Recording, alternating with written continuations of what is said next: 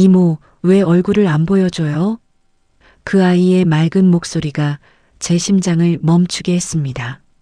저는 서은채 50세입니다. 한때 화장품 기업의 CEO였던 여자였습니다. 아니, 지금도 CEO는 맞지만 2년 전 그날 이후로 저는 제 얼굴조차 볼 수 없는 사람이 되어버렸습니다. 20년을 함께한 남편이 있었습니다. 사랑했습니다. 아니, 사랑한다고 믿었습니다. 회사를 키우느라 바빴던 저를 남편은 언제나 이해해줬고 저희 부부는 주변의 부러움을 샀습니다. 완벽한 커플이라는 말을 들을 때마다 어깨가 으쓱했습니다. 하지만 완벽해 보이는 것들은 언제나 그 이면에 균열을 품고 있는 법이죠. 저희 회사는 제가 30대 초반에 작은 화장품 가게에서 시작한 곳이었습니다. 남편은 회계를 맡아줬고 저는 제품 개발과 마케팅을 했습니다. 밤을 새워 일했고 주말도 없이 달렸습니다. 함께 꿈을 꾸며 함께 땀을 흘렸던 시간들이었습니다. 10년 만에 직원이 100명이 넘었고 15년째에는 전국에 매장을 열었습니다. 저희는 성공했습니다. 함께였기에 가능한 성공이라고 믿었습니다. 하지만 성공이 커질수록 저는 더 바빠졌습니다. 해외 출장이 잦아졌고 집에 있는 시간보다 회사에 있는 시간이 더 많아졌습니다. 남편은 여전히 회사에 나왔지만 어느 순간부터 저희는 같은 공간에 있어도 각자의 일만 하고 있었습니다. 저녁 식사도 함께하지 못한 지 몇 년째였는지 기억도 나지 않습니다. 괜찮아. 나중에 시간 나면 여행이라도 가자. 그렇게 서로를 위로하며 지냈습니다. 하지만 그 나중은 오지 않았습니다. 그날도 비가 내렸습니다. 가을비였습니다. 차가웠습니다. 회사 일을 마치고 집에 가려던 순간 남편의 휴대폰이 제 책상 위에 놓여 있었습니다. 퇴근할 때 두고 간 모양이었습니다. 가져다 주려고 들었는데 그때 문자 한 통이 왔습니다. 화면에 떠오른 메시지가 보였습니다. 여보, 오늘도 보고 싶어요. 언제 다시 만날 수 있어요? 심장이 철렁 내려앉았습니다. 손이 떨렸습니다. 이게 무슨 뜻인지 알면서도 믿고 싶지 않았습니다. 실수겠지. 스팸이겠지. 아니면 제가 잘못 본 거겠지. 하지만 저장된 이름을 보는 순간 모든 게 명확해졌습니다. 수연이라는 이름이었습니다. 남편의 회사 후배였습니다. 몇 번 본 적이 있는 젊은 여자였습니다. 29이었습니다. 전화를 걸었습니다. 남편에게, 여보, 지금 어디세요? 남편의 목소리는 평소와 다름없이 담담했습니다. 회식 중이야. 왜? 하지만 배경음이 이상했습니다. 술집 소리가 아니었습니다. 시끌벅적한 소리가 들리지 않았습니다. 조용했습니다. 너무 조용했습니다. 마치 조용한 레스토랑이나 아니면 누군가의 집 같은 느낌이었습니다. 지금 어느 회식이에요? 제가 다시 물었습니다. 아, 영업팀 회식? 곧 끝날 것 같아. 남편의 목소리에 약간의 긴장이 섞여 있었습니다. 20년을 함께 산 사람의 목소리는 압니다. 거짓말을 할 때의 떨림을요. 그래요. 조심히 들어오세요. 전화를 끊었습니다.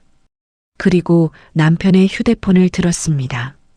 열어보면 안 된다는 걸 알았습니다. 하지만 손가락은 이미 움직이고 있었습니다. 비밀번호는 저희 결혼기념일이었습니다. 아이러니했습니다. 배신을 확인하는 열쇠가 저희의 결혼기념일이라니요. 메시지를 열었습니다. 수백 개의 대화가 있었습니다. 6개월 전부터였습니다. 오늘 당신 생각만 했어요.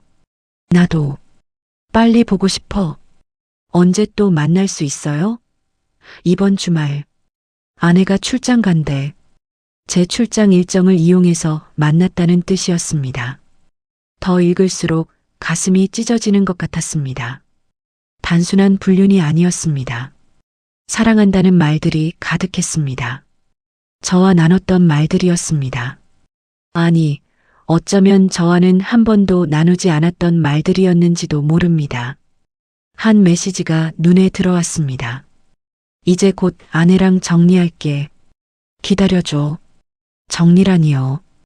20년 결혼 생활을 정리라는 한 단어로 표현하다니요. 휴대폰을 쥔 손에 힘이 들어갔습니다. 화면이 흔들렸습니다. 아니, 제 손이 떨리고 있었습니다. 그때 또 문자가 왔습니다. 수연이었습니다. 오빠, 지금 어디세요? 제가 준비한 저녁 식사 식기 전에 오세요. 주소가 함께 왔습니다. 강남의 한 오피스텔이었습니다. 제 머릿속이 하얘졌습니다. 저는 차를 몰았습니다. 그 주소를 따라갔습니다. 빗길이었습니다. 와이퍼가 미친 듯이 움직였지만 앞이 잘 보이지 않았습니다. 아니, 눈물 때문이었을까요? 20년이라는 시간이 주마등처럼 스쳐 지나갔습니다. 첫 만남을 기억했습니다. 대학 동아리에서 만났었죠. 남편이 기타를 치고 있었고 저는 그 모습에 반했습니다. 프로포즈를 기억했습니다. 한강 다리 위에서였습니다. 평생 당신 옆에 있겠습니다라고 말했던 그 사람이 지금 어디로 가고 있는 걸까요? 결혼식을 기억했습니다. 작은 시기였지만 행복했습니다. 신혼여행은 제주도였습니다. 돈이 없어서 게스트하우스에서 묵었지만 그게 저희에겐 세상에서 가장 좋은 호텔이었습니다. 회사를 함께 키워온 날들을 기억했습니다. 첫 매장을 열던 날 남편이 샴페인을 터뜨리며 저를 안아줬습니다. 당신과 함께라면 뭐든 할 수 있을 것 같아라고 속삭였습니다. 그 모든 게 거짓이었을까요? 아니면 어느 순간부터 진실이 거짓이 되어버린 걸까요? 신호등 앞에서 멈췄습니다. 빗물이 유리창을 타고 흘러내렸습니다. 제 눈물처럼요. 가슴이 너무 아팠습니다. 숨을 쉴 수가 없었습니다. 20년이라는 시간이 이렇게 쉽게 무너질 수 있다는 게 믿기지 않았습니다. 제가 뭘 잘못한 걸까요? 너무 일에만 몰두한 걸까요? 남편을 외롭게 만든 걸까요? 아니, 잘못은 제가 한 게 아니었습니다. 선택은 남편이 한 거였으니까요. 신호가 바뀌었습니다. 엑셀을 밟았습니다. 그 오피스텔로 가고 있었습니다. 뭘 보려고 가는지도 몰랐습니다. 확인하면 뭐가 달라지나요? 하지만 저는 가고 있었습니다. 진실을 마주해야 했으니까요. 그때였습니다. 앞에서 트럭이 미끄러지며 제 차로 돌진해 왔습니다. 브레이크를 밟았지만 소용없었습니다. 빗길이었습니다. 타이어가 미끄러졌습니다. 쾅! 엄청난 충격과 함께 유리창이 산산조각 났습니다. 날카로운 파편들이 제 얼굴을 핥히고 지나갔습니다. 따뜻한 게 뺨을 타고 흘러내렸습니다. 피었습니다. 그리고 불이 났습니다. 엔진에서 터진 불꽃이 순식간에 번졌습니다. 열기가 제 얼굴을 감쌌습니다. 비명을 질렀습니다. 아팠습니다. 너무 아팠습니다. 하지만 아픔보다 더 무서운 건 그 순간 제 인생 전부가 무너지고 있다는 걸 알았다는 것이었습니다. 의식이 흐려졌습니다. 마지막으로 생각한 건 이상하게도 남편이 아니라 제가 만들었던 첫 번째 화장품이었습니다. 작은 로션 하나였는데 그걸 만들 때가 가장 행복했었다는 생각이 들었습니다. 병원에서 깨어났을 때 남편이 침대 옆에 앉아 있었습니다. 얼굴이 창백했습니다. 수염도 깎지 않았고 눈은 충혈되어 있었습니다. 정신 들어요? 은채야? 남편의 목소리가 떨렸습니다. 하지만 그의 눈빛에서 저는 알 수 있었습니다. 미안함이 아니라 불편함이 있다는 걸, 죄책감이 아니라 부담감이 있다는 걸. 제가 물었습니다. 그 여자 누구예요?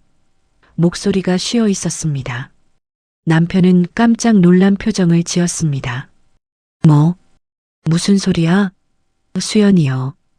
6개월째 만나고 계시죠? 이번 주말에도 만나기로 하셨고요. 남편의 얼굴이 하얗게 질렸습니다.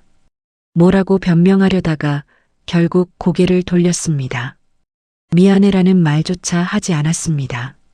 얼마나 오래된 거예요? 제가 다시 물었습니다. 대답이 없었습니다. 물어보잖아요. 소리를 질렀습니다. 가슴에 붙어있던 기계들이 삑삑 소리를 냈습니다. 간호사가 달려왔습니다. 환자분, 진정하세요. 하지만 저는 진정할 수가 없었습니다. 남편이 입을 열었습니다. 6개월이야. 아니, 정확히는 7개월. 작년 봄부터. 작년 봄이면 저희 결혼 19주년이 지나고 한 달 후였습니다. 왜요? 모르겠어. 그냥 외로웠어. 외로웠다고요? 저는 웃음이 나왔습니다. 저는 안 외로웠을 것 같아요. 저도 당신만큼 바빴고 저도 당신만큼 힘들었어요. 그런데 저는 다른 사람을 만나지 않았어요. 너는 일이 있잖아. 너에겐 회사가 있고 꿈이 있고 이루고 싶은 게 있었어. 근데 난 그냥 너의 남편이었어. 회사에서도 너의 남편. 사람들이 날 보는 시선도 CEO의 남편. 나라는 사람은 없었어. 남편의 목소리에 서운함이 섞여 있었습니다. 하지만 저는 이해할 수 없었습니다. 그래서 바람을 피운 거예요? 당신 자존심 때문에? 바람이 아니야. 나 수연이를 사랑해. 그 말이 비수처럼 꽂혔습니다. 바람이 아니라 사랑이라니요. 그게 더 잔인한 말이었습니다. 거울 좀 보여주세요. 제가 간호사에게 말했습니다. 간호사는 당황한 표정으로 고개를 저었습니다. 아직은 보여달라고요. 간호사가 망설이다가 작은 거울을 건넸습니다. 떨리는 손으로 거울을 들었습니다. 그리고 봤습니다. 제 얼굴을, 아니, 얼굴이었던 것을, 왼쪽 뺨과 이마를 뒤덮은 붉고 울퉁불퉁한 흉터가 보였습니다. 화상 자국이었습니다. 피부가 녹아내린 자리였습니다. 눈썹 일부도 없었습니다. 화장품 회사 CEO의 얼굴이라고는 믿을 수 없는 모습이었습니다. 거울을 떨어뜨렸습니다. 바닥에서 깨지는 소리가 났습니다. 남편이 고개를 숙이고 있었습니다. 저를 보지 못했습니다. 제 변한 얼굴을 보는 게 불편했던 거겠죠. 그 순간 깨달았습니다.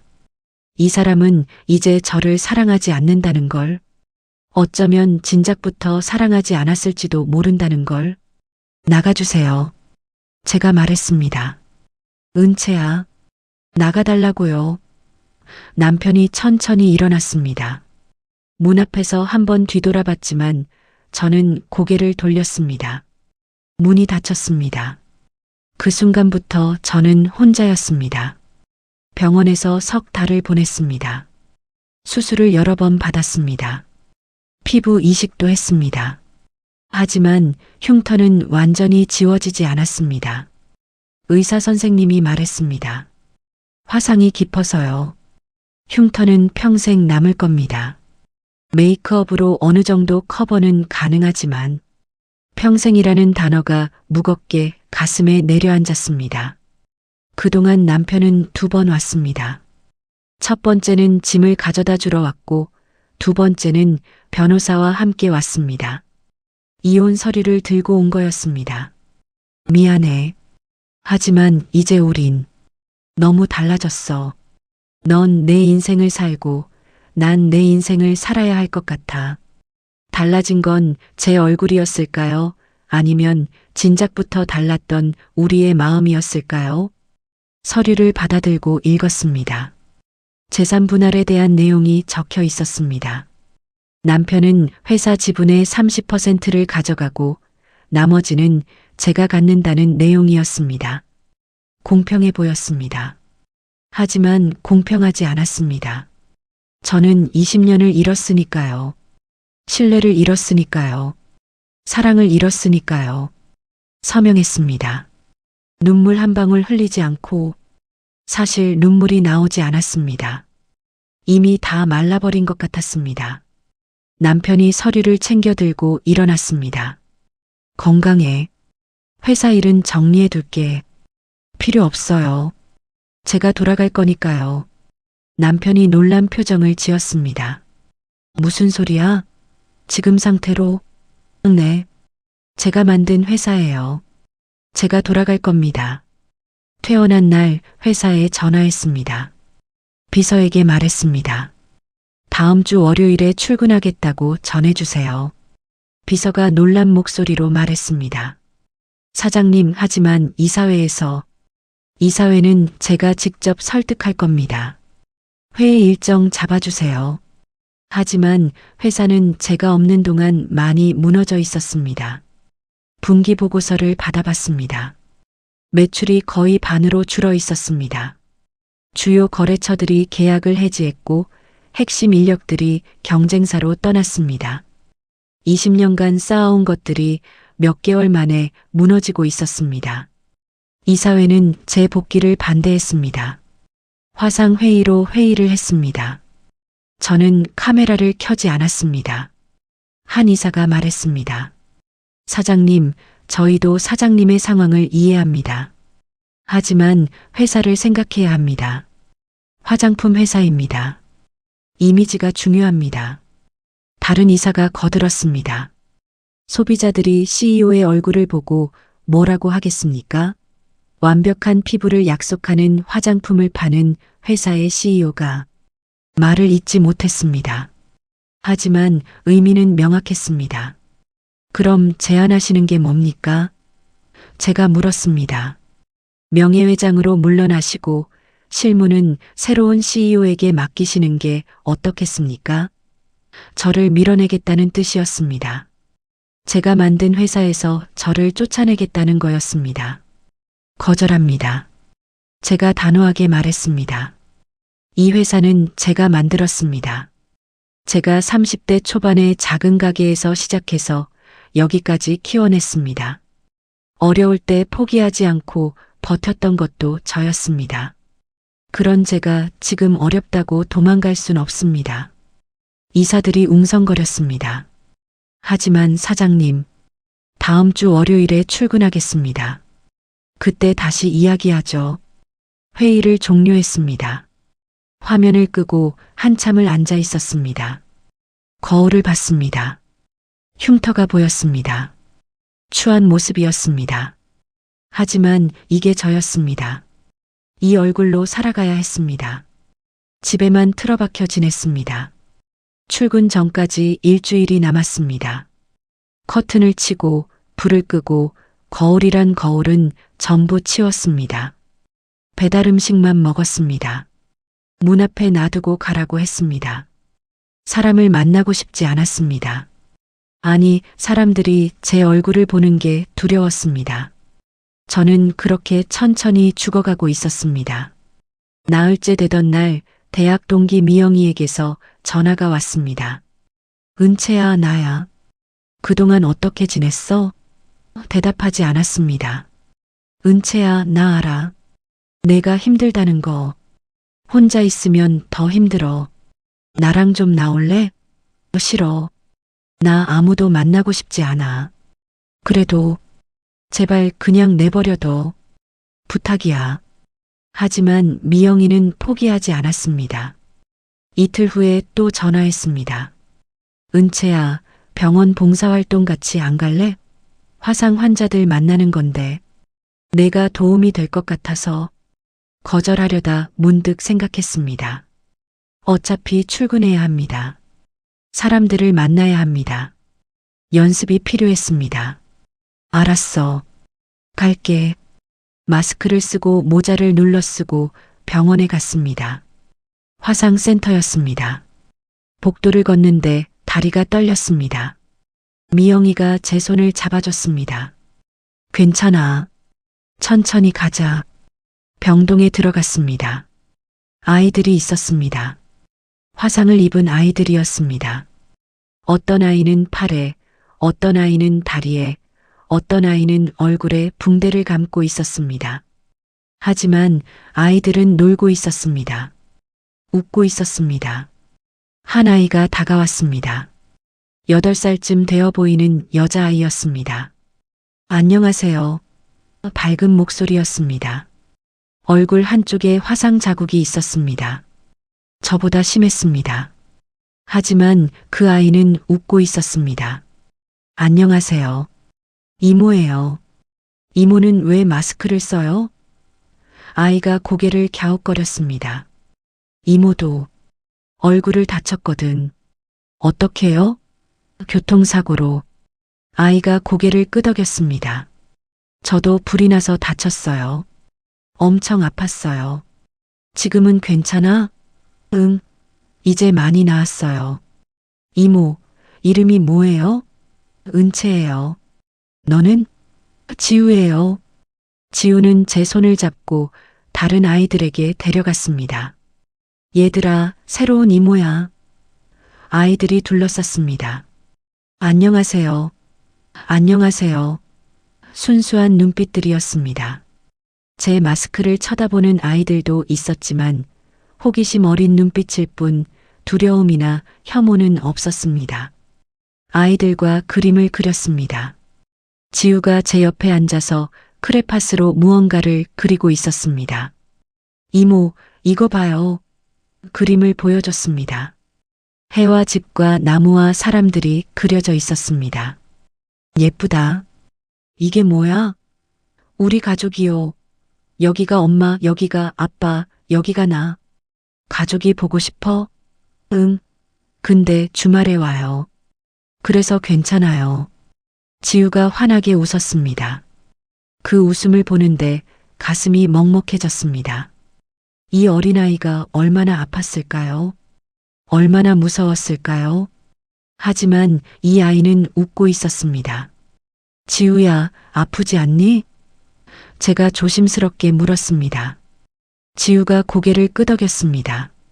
아파요. 엄청 아파요. 밤에 잠도 잘 못 자요. 근데 이모, 아픈 게 전부는 아니잖아요. 그 말에 저는 멈칫했습니다. 무슨 뜻이야? 아프지만 재밌는 것도 있고 맛있는 것도 먹고 친구들이랑 놀 수도 있잖아요. 아픈 게 다가 아니에요. 8살 아이의 입에서 나온 말이라고는 믿기지 않았습니다. 제가 지난 몇 개월 동안 잊고 있던 말이었습니다. 아픔이 전부가 아니라는 것. 상처가 제 인생 전부가 아니라는 것. 눈물이 났습니다. 마스크 안쪽으로 눈물이 흘러내렸습니다. 그때였습니다. 지우가 제 마스크를 가리키며 물었습니다. 이모, 왜 얼굴을 안 보여줘요? 저는 움찔했습니다. 다른 아이들도 그림 그리던 걸 멈추고 저를 쳐다봤습니다. 이모도 다쳤다고 했잖아. 그럼 나랑 똑같네요. 보여줘요. 우린 다 다친 사람들이에요. 마스크를 벗어야 할까요? 하지만 두려웠습니다.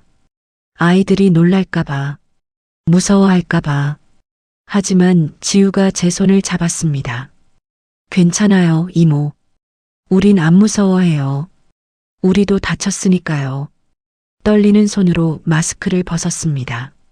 천천히, 아주 천천히. 그리고 고개를 들었습니다. 아이들이 제 얼굴을 봤습니다. 한참 동안 조용했습니다. 너무 조용해서 심장 소리가 들릴 것 같았습니다. 지우가 제 얼굴을 한참 들여다봤습니다. 그리고 활짝 웃으며 말했습니다. 우와, 이모 진짜 용감하다. 나랑 똑같이 생겼어요. 다른 아이들도 고개를 끄덕였습니다. 이모도 불에 데었어요? 많이 아팠겠다. 괜찮아요. 우리도 그래요. 순간 눈물이 쏟아졌습니다. 마스크를 벗었기 때문에 눈물을 숨길 수도 없었습니다. 그냥 흘러내리는 대로 뒀습니다. 지우가 제 손을 꼭 잡았습니다. 이모, 울지 마요. 괜찮아요. 작은 손이었지만 그 손의 온기가 제 가슴까지 전해졌습니다. 그날 오후 아이들과 놀았습니다.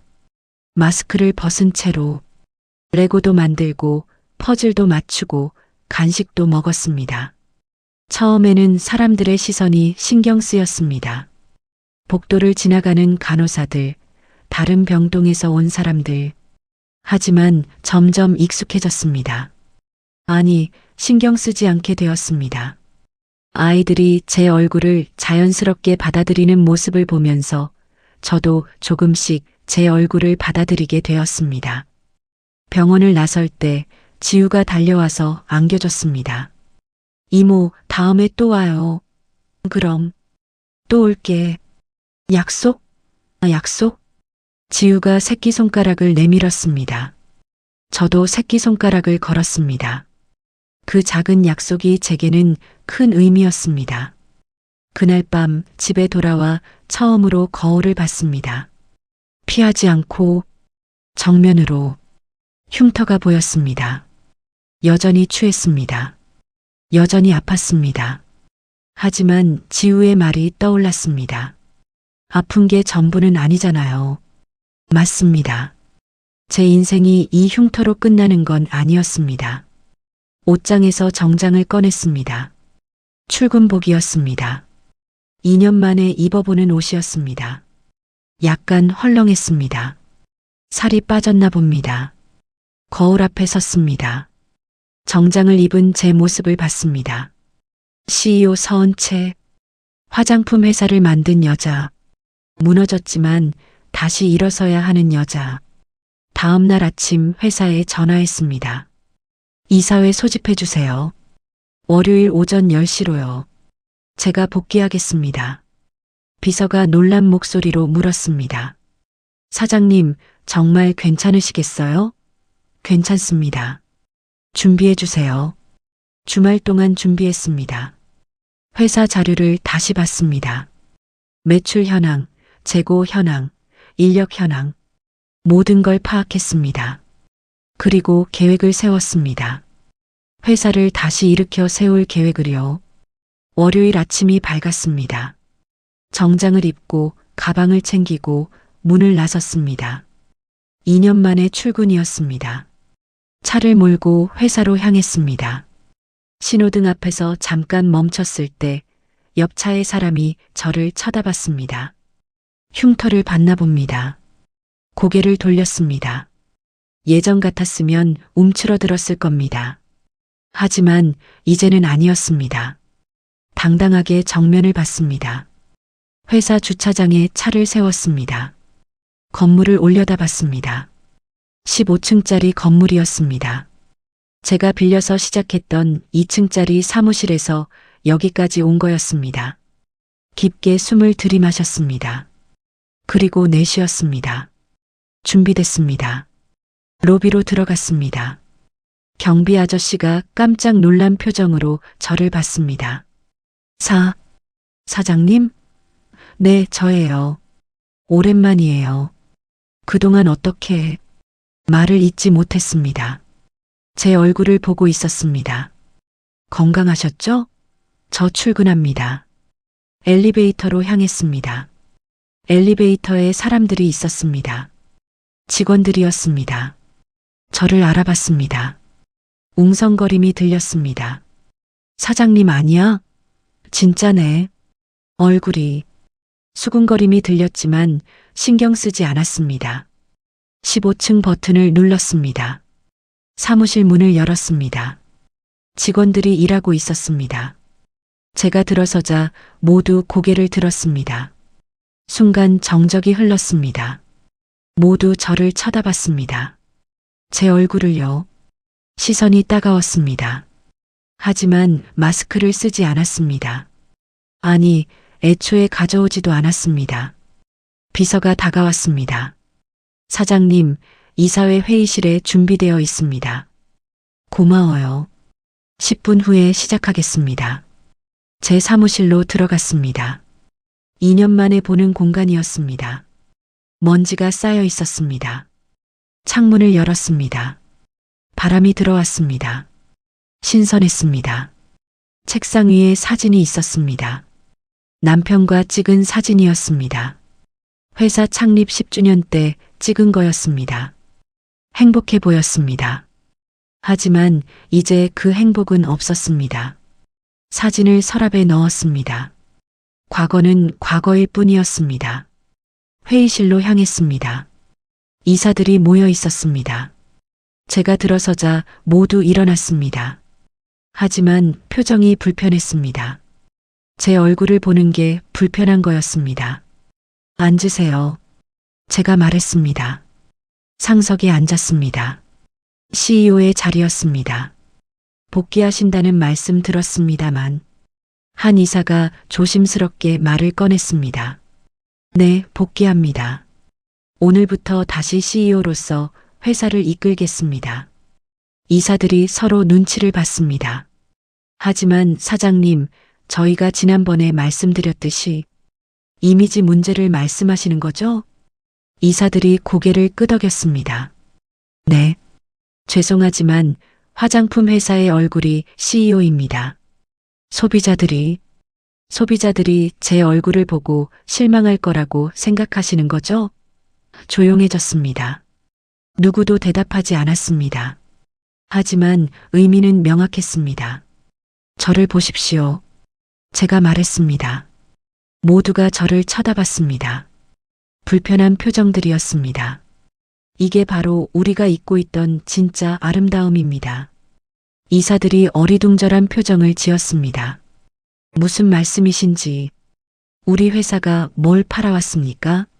완벽한 피부, 주름 없는 얼굴, 흠 없는 아름다움? 하지만 그게 진짜 아름다움입니까? 제가 물었습니다. 아름다움은 상처를 가리는 게 아니라 상처를 받아들이는 겁니다. 넘어졌다가 다시 일어서는 용기입니다. 그게 진짜 아름다움입니다. 사장님, 저는 교통사고를 당했습니다. 얼굴에 화상을 입었습니다. 2년 동안 집에만 틀어박혀 있었습니다. 거울 보는 게 두려웠습니다.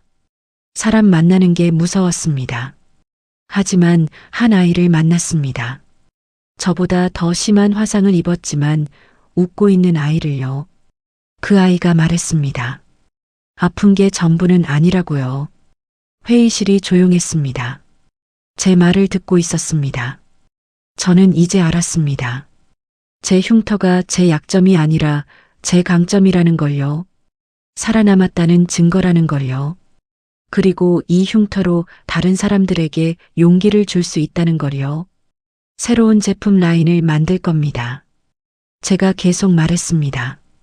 이름은 리얼 뷰티입니다. 화학 성분을 최소화한 자연주의 화장품입니다. 피부를 완벽하게 만드는 게 아니라 피부 본연의 건강함을 되찾아주는 제품입니다. 상처를 가리는 게 아니라 상처가 아물도록 돕는 제품입니다. 한 이사가 물었습니다. 그런 제품이 팔릴까요? 팔릴 겁니다. 왜냐하면 모든 사람은 상처가 있으니까요. 보이는 상처든 보이지 않는 상처든요. 그리고 모든 사람은 있는 그대로의 자신을 사랑받고 싶어 하니까요. 광고는 어떻게 하실 겁니까? 다른 이사가 물었습니다. 제가 직접 서겠습니다. 이사들이 술렁였습니다. 사장님이요? 네. 저의 이 얼굴로 흉터를 그대로 보여주면서요. 아름다움은 가리는 게 아니라 드러내는 것입니다라는 메시지로요. 반대가 많을 겁니다. 알고 있습니다. 하지만 저는 이 회사를 만든 사람입니다. 20년 동안 이 회사를 키워온 사람입니다.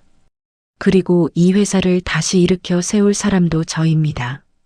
만약 반대하신다면 지분을 사드리겠습니다. 저 혼자서라도 하겠습니다. 이사들이 침묵했습니다. 긴 침묵이었습니다. 그리고 한 이사가 입을 열었습니다. 사장님의 결심을 보았습니다. 믿어보겠습니다. 다른 이사들도 고개를 끄덕였습니다. 하지만 실패하지 않을 겁니다. 약속드립니다. 회의가 끝나고 사무실로 돌아왔습니다.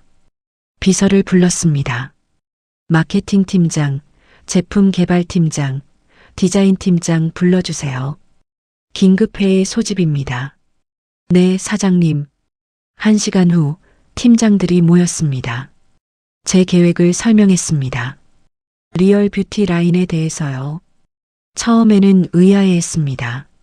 하지만 제 열정을 보고 고개를 끄덕였습니다. 3개월 안에 첫 제품을 론칭하겠습니다. 할 수 있죠? 최선을 다하겠습니다, 사장님. 그날부터 정신없이 바빴습니다. 제품 개발 회의, 성분 연구, 패키지 디자인, 마케팅 전략. 하루에 4시간밖에 자지 못했습니다. 하지만 행복했습니다. 다시 일을 하고 있다는 게, 다시 꿈을 향해 달리고 있다는 게 행복했습니다. 3개월 후 첫 제품이 나왔습니다. 자연 성분으로 만든 수분 크림이었습니다. 패키지도 심플했습니다. 하얀 바탕에 초록색 글씨로 리얼 뷰티라고 적혀 있었습니다. 처음 샘플을 받았을 때 울컥했습니다. 제 손으로 다시 만든 제품이었습니다. 광고 촬영 날이 왔습니다. 스튜디오에 갔습니다. 스태프들이 있었습니다. 제 얼굴을 보고 놀라는 표정들이었습니다. 하지만 이제 익숙했습니다. 메이크업 아티스트가 물었습니다. 사장님, 흉터 커버는 어떻게 해드릴까요? 저는 웃으며 대답했습니다. 그대로 두세요. 이게 제 얼굴이니까요. 카메라 앞에 섰습니다. 조명이 켜졌습니다. 밝았습니다. 눈이 부셨습니다. 감독이 말했습니다. 자연스럽게 카메라를 보시면 됩니다. 시작하겠습니다. 카메라를 봤습니다. 흉터를 가리지 않고요. 당당하게요. 안녕하세요. 저는 서은채입니다. 제 목소리가 스튜디오에 울렸습니다. 2년 전 저는 교통사고로 얼굴에 화상을 입었습니다. 화장품 회사 CEO로서 가장 두려운 일이었습니다. 하지만 깨달았습니다. 아름다움은 완벽한 피부가 아니라는 걸요. 상처를 받아들이는 용기라는 걸요. 리얼 뷰티, 진짜 아름다움을 만나보세요. 촬영이 끝났습니다. 스태프들이 박수를 쳤습니다. 감독이 다가와서 말했습니다. 정말 좋았습니다, 사장님. 진심이 느껴졌습니다. 감사합니다. 광고가 나갔습니다. 처음엔 조롱이 쏟아졌습니다. SNS에는 악플이 넘쳤습니다. 화장품 CEO가 저 꼴이면 누가 사? 흉터 가리는 화장품이나 만들지. 저런 얼굴로 어떻게 광고를 찍어? 마음이 아팠습니다. 하지만 견뎠습니다. 제가 예상했던 반응이었으니까요. 그런데 일주일 후부터 분위기가 바뀌기 시작했습니다. 한 고객이 댓글을 남겼습니다. 저도 여드름 흉터 때문에 20년간 고민했는데 이분 보고 용기 얻었어요.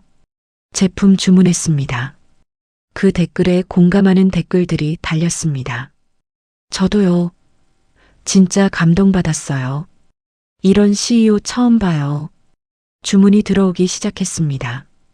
처음에는 하루에 몇 개였습니다. 그런데 점점 늘어났습니다. 일주일 후에는 하루 100개, 한 달 후에는 하루 1000개. 생산이 따라가지 못할 정도였습니다. 방송 인터뷰 요청이 들어왔습니다. 아침 방송 프로그램이었습니다. 처음에는 거절하려 했습니다. 하지만 비서가 말했습니다. 사장님, 더 많은 사람들에게 메시지를 전할 수 있는 기회입니다. 생각해보니 맞았습니다. 수락했습니다.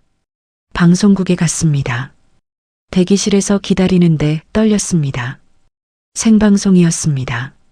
실수할 수 없었습니다. 하지만 지우의 얼굴이 떠올랐습니다. 이모, 용감해요.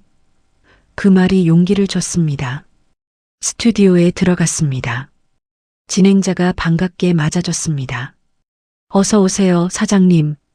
안녕하세요. 자리에 앉았습니다. 카메라가 저를 비췄습니다. 전국에 제 모습이 방송되고 있었습니다.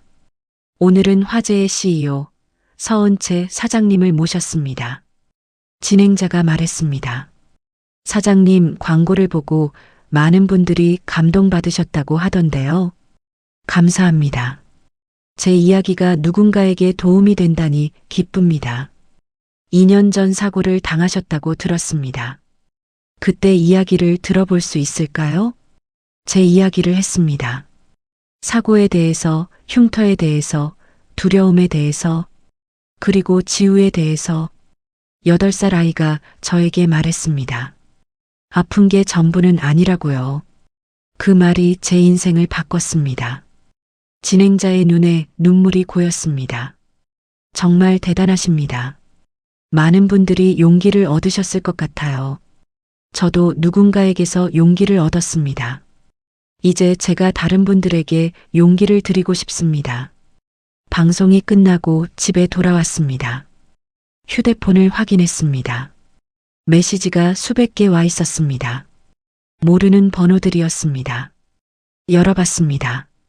방송 봤습니다. 감동받았어요. 저도 흉터 때문에 고민했는데 용기 얻었습니다. 사장님 같은 분이 계셔서 감사해요. 눈물이 났습니다. 행복한 눈물이었습니다. 제 상처가 누군가에게 위로가 되고 있었습니다. 제 아픔이 누군가에게 용기가 되고 있었습니다. 매출이 오르기 시작했습니다. 한 달에 10%씩 성장했습니다. 3개월 만에 사고 이전 수준을 회복했습니다. 6개월 만에 2배로 뛰었습니다. 직원들이 늘어났습니다. 떠났던 인력들이 다시 돌아왔습니다. 사장님을 보고 다시 오고 싶었습니다라고 말했습니다. 1년이 지났습니다. 업계 3위로 올라섰습니다. 리얼 뷰티 라인이 대박이 났습니다. 다른 제품들도 출시했습니다.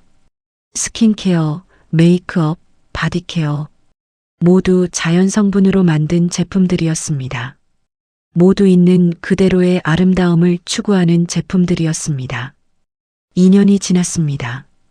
업계 2위가 되었습니다. 매장을 확장했습니다. 해외 진출도 시작했습니다. 미국, 일본, 유럽 어디서나 리얼 뷰티는 환영받았습니다.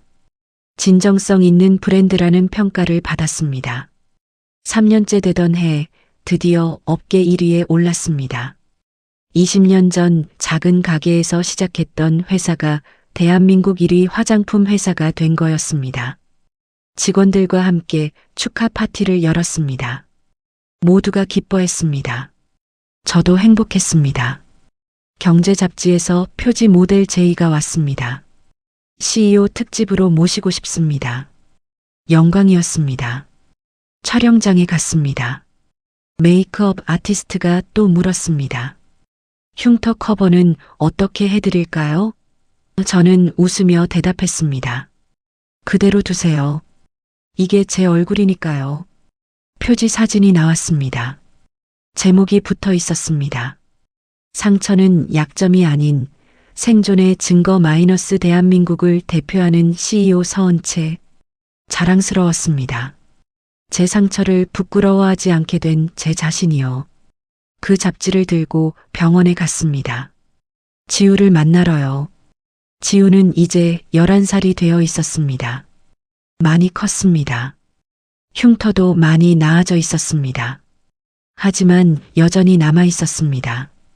그래도 지우는 여전히 밝았습니다. 이모, 지우가 달려와서 안겼습니다. 보고 싶었어요. 나도 보고 싶었어. 지우야, 이거 봐. 잡지를 보여줬습니다. 지우의 눈이 커졌습니다. 우와, 이모가 잡지에 나왔어요. 응, 내 덕분이야. 제 덕분이요? 그럼 내가 용기를 줬잖아. 지우가 잡지를 들고 다른 아이들에게 달려갔습니다. 얘들아 봐. 우리 이모가 잡지에 나왔어. 아이들이 모여들었습니다. 우와, 진짜네. 멋있다. 이모, 유명한 사람이에요? 아이들이 물었습니다. 유명하진 않아. 그냥 열심히 사는 사람이야. 한 아이가 제 얼굴을 보며 물었습니다. 이모도 우리처럼 다쳤어요? 응. 교통사고로. 아팠겠다. 많이 아팠어. 근데 너희들 덕분에 용기를 얻었어. 우리가요? 그럼. 너희가 아파도 웃고 있는 걸 보고 나도 다시 일어설 수 있었어. 아이들이 서로를 보며 웃었습니다. 우리가 이모한테 용기를 줬대. 우리 대단하다. 순수한 웃음소리가 병동에 울렸습니다. 제 가슴이 따뜻해졌습니다. 병원을 나서는데 지우의 엄마가 저를 불렀습니다.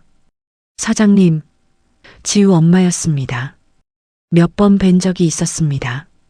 안녕하세요. 사장님, 정말 감사합니다. 무슨 말씀이세요? 지우가 사장님 이야기를 항상 해요. 사장님처럼 되고 싶다고요. 덕분에 지우가 밝게 지내고 있습니다. 눈시울이 뜨거워졌습니다. 아니에요. 오히려 제가 지우한테 용기를 얻었는걸요. 아이가 힘들어할 때마다 사장님 광고를 보여줘요. 그럼 다시 힘을 내더라고요. 정말 감사합니다. 지우 엄마가 깊이 고개를 숙였습니다. 회사로 돌아오는 길에 생각했습니다. 제가 겪은 고통이 헛되지 않았다는 걸요. 제 상처가 누군가에게는 희망이 되었다는 걸요. 그게 제가 살아온 이유였구나 싶었습니다. 사무실에 도착했을 때 비서가 급하게 다가왔습니다. 사장님, 전 남편분께서 오셨습니다. 심장이 철렁했습니다. 지금? 네, 로비에서 기다리고 계십니다. 깊게 숨을 들이마셨습니다. 알았어요. 올라오시라고 해요. 10분 후 남편이 사무실 문을 열고 들어왔습니다. 아니, 전 남편이었습니다. 3년 만이었습니다. 많이 늙어 보였습니다. 머리에 흰머리가 많아졌고 얼굴도 수척해져 있었습니다. 앉으세요. 제가 말했습니다. 남편이 조심스럽게 앉았습니다. 한동안 아무 말도 하지 않았습니다. 제가 먼저 입을 열었습니다. 무슨 일이세요? 은채야. 서은채 사장이라고 불러주세요. 우린 이제 남이니까요. 남편이 고개를 떨구었습니다. 미안해. 아니, 미안합니다. 사업이 망했습니다. 알고 있습니다. 뉴스에서 봤어요. 남편이 수연과 함께 시작한 사업이 1년 만에 부도가 났다는 기사를 본 적이 있었습니다. 도와줄 수 있을까요? 남편이 조심스럽게 물었습니다. 예전 같았으면 도와줬을지도 모릅니다. 20년을 함께한 사람이니까요. 하지만 이제는 아니었습니다. 죄송하지만 안 될 것 같습니다. 은채야, 아니 사장님. 제발. 왜 저한테 오신 거예요? 수연 씨한테 가시지 그러세요. 남편의 얼굴이 일그러졌습니다. 수연이는 떠났습니다. 사업이 망하자 바로 떠났어요. 그래서 저한테 온 거군요. 다시 기댈 곳이 필요해서요. 남편이 대답하지 못했습니다. 사실이었으니까요. 사장님이 예전에 말씀하셨죠. 너무 달라졌다고. 맞습니다. 저희는 너무 달라졌어요. 아니, 어쩌면 처음부터 달랐는지도 모르죠. 저는 당신을 사랑했습니다. 진심으로요. 하지만 당신은 제 성공을, 제 지위를 사랑했던 거죠. 아니야, 그게 아니라. 이제 그만하세요. 저도 당신도 이제 각자의 길을 가야 합니다. 당신이 선택한 길이잖아요. 남편이 고개를 숙였습니다. 어깨가 떨렸습니다. 우는 것 같았습니다. 예전 같았으면 마음이 아팠을 겁니다. 위로해줬을 겁니다. 하지만 이제는 아무 감정도 들지 않았습니다. 미워하지도 원망하지도 않았습니다. 그냥 남이었습니다. 혹시 정말 어려우시다면 제 변호사를 소개해 드릴게요. 파산 절차를 도와줄 겁니다. 그 정도는 해드릴 수 있습니다. 남편이 고개를 들었습니다. 고맙습니다. 천만에요. 그럼 이만 가보세요. 저 오후 회의가 있어서요. 남편이 일어났습니다. 문 앞에서 한번 뒤돌아봤습니다. 은채야, 아니 사장님. 정말 멋있어 보입니다. 그때 제가 당신을 떠난 게 제 인생 최대의 실수였던 것 같습니다. 저는 웃었습니다. 아니에요. 오히려 잘된 일이에요. 덕분에 진짜 저를 찾았으니까요. 남편이 나갔습니다. 문이 닫혔습니다. 창밖을 봤습니다. 해가 지고 있었습니다. 아름다웠습니다. 노을이 붉게 물들어 있었습니다. 예전에는 노을을 볼 시간도 없었는데 이제는 이렇게 여유가 생겼습니다. 휴대폰이 울렸습니다. 미영이었습니다. 은채야, 저녁 먹을래? 오랜만에 소주 한잔 하자. 좋아. 어디서 만날까? 우리 처음 만났던 그 술집 어때? 대학교 앞에 있던 곳. 아직도 있어? 응. 가보자. 알았어. 7시에 보자. 저녁에 술집에 갔습니다. 20년 전 자주 가던 곳이었습니다. 변한 게 별로 없었습니다. 테이블, 의자, 심지어 메뉴판까지. 미영이가 먼저 와 있었습니다. 여기다. 손을 흔들었습니다. 자리에 앉았습니다. 소주를 시켰습니다. 안주도 시켰습니다. 건배. 잔을 부딪혔습니다. 은채야, 정말 대단해. 1위까지 올라가다니. 미영이 덕분이야. 내가 병원에 데려가지 않았으면 지금의 나는 없었을 거야. 무슨 소리야? 내가 용기 낸 거지. 아니야. 너랑 지우, 그리고 그 아이들이 용기를 줬어. 난 그냥 받아들인 것뿐이야. 미영이가 제 손을 잡았습니다. 힘들었지? 응. 진짜 힘들었어. 죽고 싶을 때도 많았어. 근데 어떻게 견뎠어? 모르겠어. 그냥 살아야겠다는 생각? 이대로 무너지면 안 되겠다는 생각? 그리고 지우가 했던 말이 계속 생각났어. 아픈 게 전부는 아니라고. 미영이의 눈에 눈물이 고였습니다. 정말 자랑스러워. 소주를 한 잔 더 마셨습니다. 그리고 이야기를 나눴습니다. 대학 시절 이야기, 첫사랑 이야기, 꿈 이야기. 웃기도 하고 울기도 했습니다. 오랜만에 편안했습니다. 집에 돌아왔습니다. 거울 앞에 섰습니다. 흉터를 봤습니다. 3년 전과 똑같았습니다. 여전히 붉었고 여전히 울퉁불퉁했습니다. 하지만 이제는 부끄럽지 않았습니다. 오히려 자랑스러웠습니다. 이 흉터가 제가 살아온 증거니까요. 넘어졌다가 다시 일어선 증거니까요. 손으로 흉터를 만졌습니다.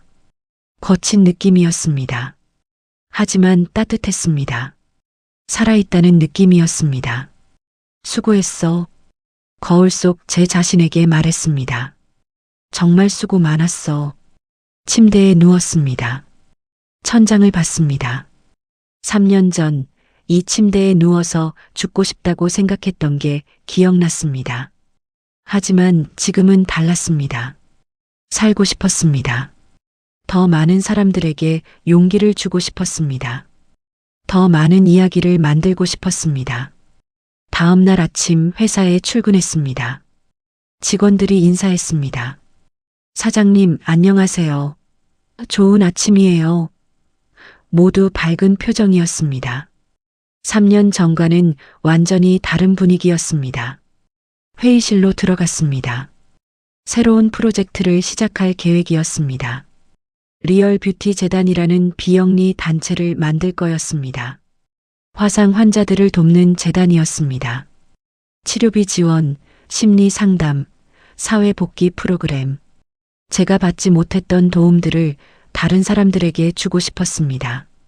좋은 아이디어입니다, 사장님. 이사들이 동의했습니다. 언제부터 시작하실 건가요? 다음 달부터요.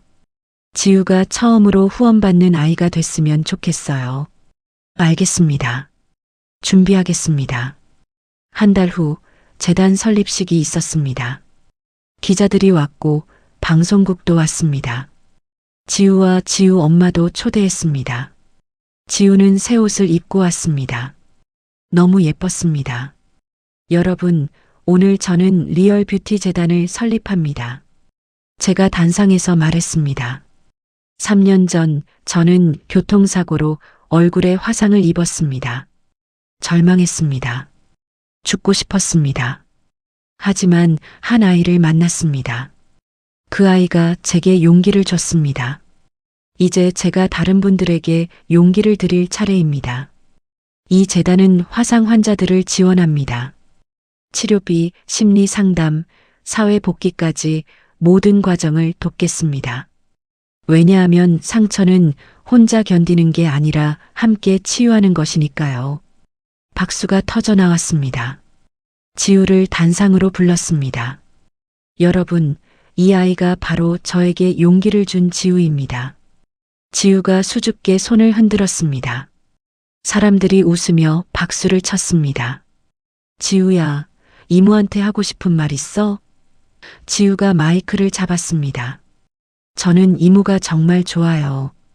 처음에 이모는 무서워했어요. 자기 얼굴이 이상하다고 생각했어요. 근데 이제는 안 무서워해요. 이모가 웃으면서 다니니까 저도 기분이 좋아요. 이모 사랑해요. 객석에서 탄성이 터졌습니다. 많은 사람들이 눈물을 닦았습니다.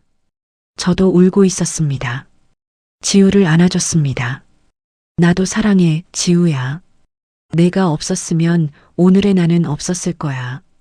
지우가 제 목을 꼭 껴안았습니다. 그 순간이 제 인생에서 가장 행복한 순간이었습니다. 행사가 끝나고 사람들이 다가왔습니다.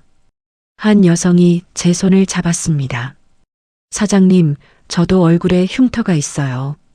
10년 동안 숨어 살았는데 사장님 보고 용기 얻었어요.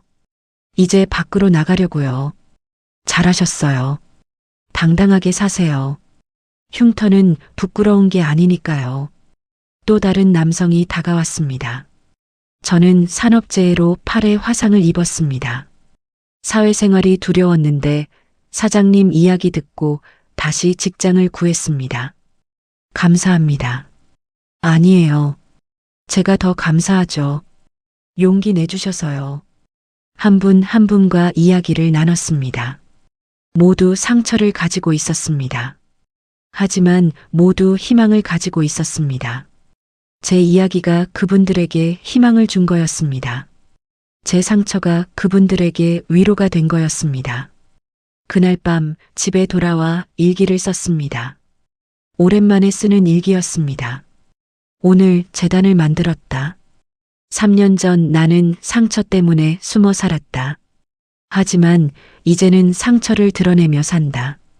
왜냐하면 이 상처가 누군가에게는 희망이 되니까. 내가 겪은 고통이 헛되지 않았다. 의미가 있었다. 그게 제일 감사하다. 지우에게 감사하다. 미영이에게 감사하다. 나를 응원해준 모든 분들에게 감사하다. 그리고 가장 감사한 건 포기하지 않은 나 자신에게. 넌 정말 잘했어. 힘들었을 텐데 견뎌줘서 고마워. 일기를 덮었습니다. 창밖을 봤습니다. 밤하늘에 별이 빛나고 있었습니다. 아름다웠습니다. 3년 전에는 보이지 않던 별들이었습니다. 아니, 보려고 하지 않았던 별들이었습니다. 이제 저는 거울을 피하지 않습니다. 오히려 마주합니다. 이 흉터가 제 약점이 아니라 제가 살아있다는 증거라는 걸 압니다. 제가 싸워서 이긴 증거라는 걸 압니다. 오늘도 저는 회사에 출근합니다. 흉터를 가리지 않은 채로 지나가는 사람들이 쳐다봅니다. 하지만 이제 두렵지 않습니다. 오히려 당당합니다. 이 얼굴이, 이 상처가 바로 저니까요. 여러분, 인생에는 예고 없이 찾아오는 폭풍이 있습니다. 사고가 될 수도 있고, 이별이 될 수도 있고, 병이 될 수도 있습니다. 하지만 그 폭풍을 견뎌낸 후에야 진짜 우리 자신을 만날 수 있습니다. 상처는 부끄러운 게 아닙니다. 살아있다는 증거입니다. 넘어졌다는 증거이자 다시 일어섰다는 증거입니다. 완벽하지 않아도 괜찮습니다. 흠이 있어도 괜찮습니다. 그게 바로 우리니까요. 있는 그대로의 우리니까요. 50대에 모든 걸 잃었습니다. 남편도 얼굴도 회사도. 하지만 다시 일어섰습니다. 60대가 되어도 계속 일어설 겁니다. 70대가 되어도 80대가 되어도요. 살아있는 한 우리는 계속 일어설 수 있으니까요. 여러분도 지금 힘드신가요? 상처 때문에 숨고 싶으신가요? 괜찮습니다. 그럴 수 있습니다. 하지만 기억하세요. 아픈 게 전부는 아니라는 걸요. 상처가 끝이 아니라는 걸요. 우리는 상처보다 강합니다. 우리는 상처를 딛고 일어설 수 있습니다. 저의 이야기가 여러분의 마음에 작은 용기를 심어드렸다면 구독과 좋아요로 응원해주세요.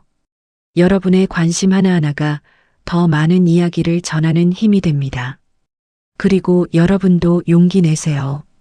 당신의 상처가 누군가에게는 희망이 될 수 있으니까요. 감사합니다.